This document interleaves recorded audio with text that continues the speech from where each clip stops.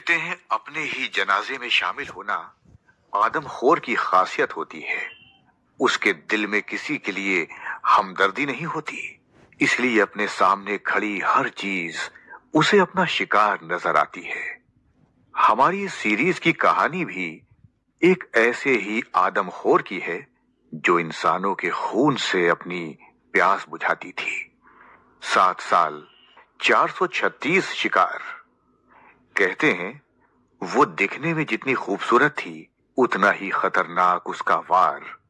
सोते हुए भी कई मील दूर से वो अपने शिकार की आहट सुन लेती और एक बार जो उसकी सीमा में आ जाता है वो लौटकर वापस नहीं जाता। ये कोई चुड़ैल, कोई राक्षस नहीं, बल्कि उससे भी खतरनाक एक खूंखार आदमखोर बंगाल टाइग्रेस थी। एक तो आदमखोर और वो भी टाइग्रेस यानी बाघिन।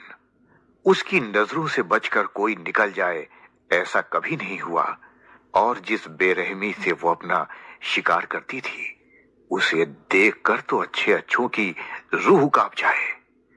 इंसानों के खून से इस टाइग्रेस ने उत्तराखंड की पहाड़ों में अपने राज्य की सीमाएं बनाई थी।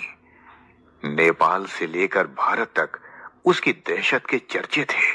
आमतौर पर इंसान वर्ल्ड रिकॉर्ड बनाते हैं, लेकिन ये पहली टाइग्रेस थी जिसने 20वीं सदी में इंसानों के शिकार का रिकॉर्ड बनाया था।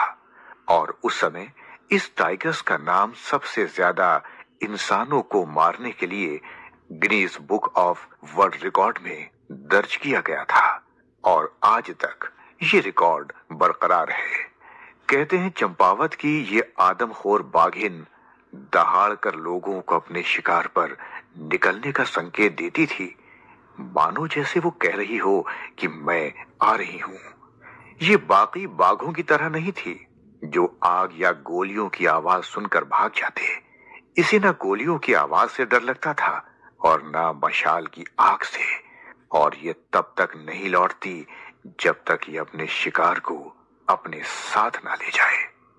एक जानवर का इतना फियरलेस होना भयानक लगता है, लेकिन सोचिए जहां ये बंगाल टाइग्रेस रहती थी वहां के गांवों का क्या हाल हुआ होगा।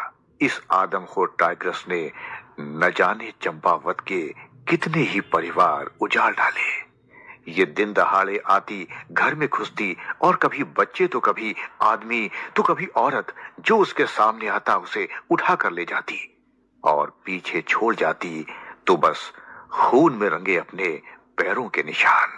पर जंगल में इतने जानवरों के होते हुए ये बाघिन इंसानों को अपना शिकार क्यों बना रही थी?